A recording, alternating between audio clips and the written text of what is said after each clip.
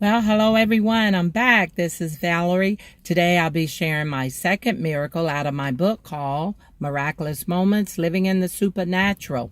It's the third book that I published. But before I start sharing anything, I'm going to put on my shades because the sun is really beaming out here today and it feels good here in Virginia. But before I share the miracle, I want to say this.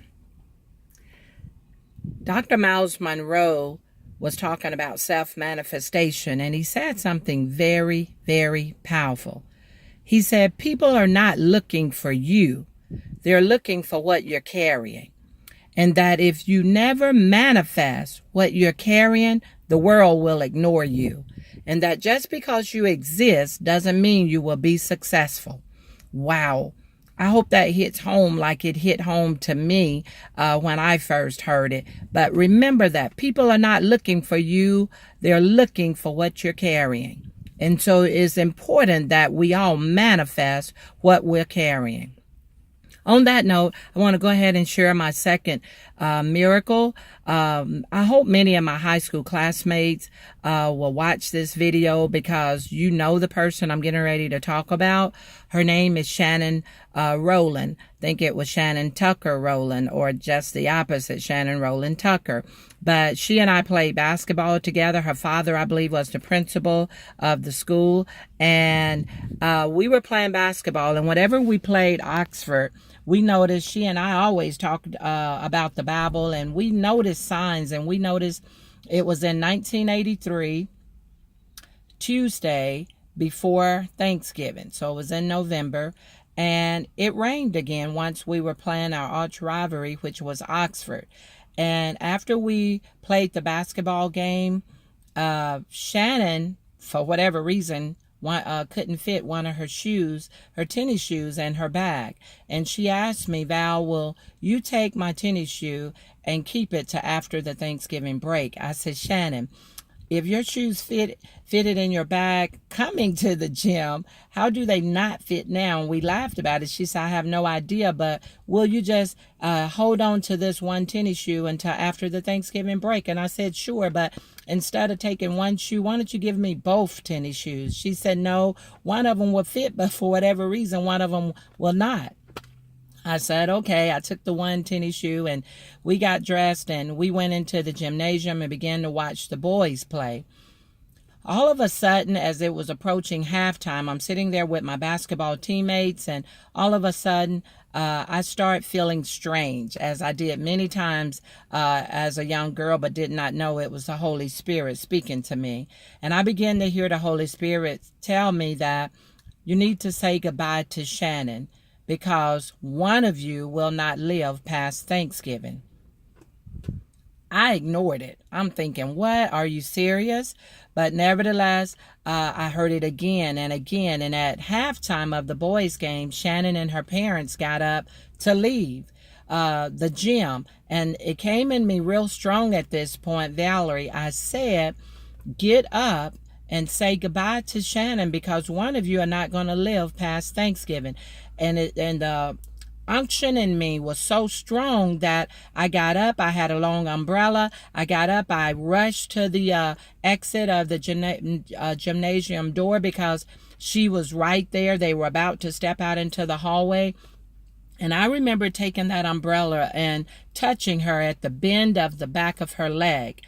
And I said, she turned and I said goodbye. And all she did was gave me a huge smile, is what I remember.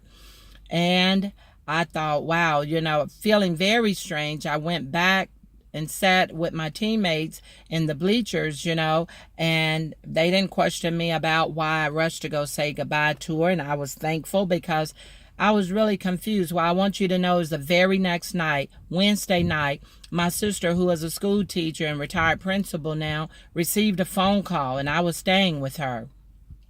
She received a phone call saying that Shannon and her sister Robin had been in a terrible car accident, many of you know, in Abbeville, Mississippi, I believe, by a head-on collision by a drunk driver. And they said Shannon's sister passed immediately.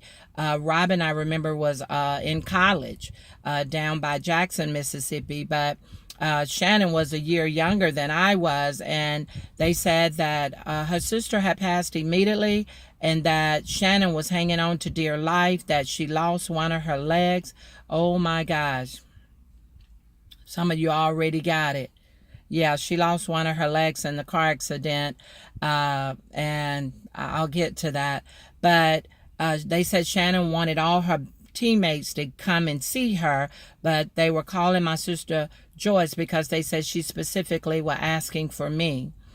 And I thought, wow, soon as I heard this news, I told my sister we're not going to have time to make it. I then was reminded of what I had just heard the night before in the gym. And I thought, wow, I heard that one of us wasn't going to live past Thanksgiving, and here it was the very next day. I told my sister we wouldn't have time to get there, and I had already said goodbye to her. Of course, my sister told me to stop being so weird. She said, Valerie, I wish that you would really stop being so weird. Come on, we need to go. Shannon is wanting to see you. But I told her we wouldn't have time. And as we were going back and forth just for a couple of minutes, the phone rang again, and it said, whoever was on the phone told my sister it's too late. Shannon has passed also. I want you to know I wrote a poem for her parents, and it was entitled Death is Only the Beginning. That poem just came over me, and I wrote it for them and gave them a copy. That's in my second book, actually my first book, Out of Pain Came Poetry. I put that poem in there and wrote why it was for Shannon or her parents, the loss of Shannon, but written for her parents. I want you to know that was the first time I ever attended a double funeral. It was a very sad funeral and everything, but I always kept that to myself. In 2008, I also put this story in Rise Above Rejection, talking about my depression, rejection, low self-esteem, even suicidal thoughts, and how Shannon's death affected me. And I want you to know that her parents got in touch with my sister and said, we heard Val has written a couple of books. At that time, I've written 4 now, 4 or 5, I'm losing count, but they wanted to meet with me. And so when I went home in 2008 after publishing Rise Above Rejection, where I put this same story in that book, I went and met with them. They wanted to buy some copies of the book because the story about Shannon was in there. And we sat and talked for a long time about Shannon's death, her and Robin's death, how that affected them, all of those things. And then they gave me a couple of pictures of Shannon. I may have already had one, but even last night as I looked to see what the next story I would be sharing, the next miracle, it was the one about Shannon. And at 12 midnight, the Lord reminded me that I had pictures of Shannon and to go get those pictures or take pictures of those in my photo album down in the living room. So I did that, and I will post her pictures, 2 pictures of her that I have, so that some of you that may not remember her, you'll remember her. But I want you to know that was devastating to hear in the gymnasium, night before, that one of us would not live past Thanksgiving, and it was Shannon. It was devastating to me. Let me tell you, people, God is still speaking to us through dreams and visions. The question is, are we listening? Are we available to hear the voice of God? I want each of you to have a very, very blessed day. Thank you.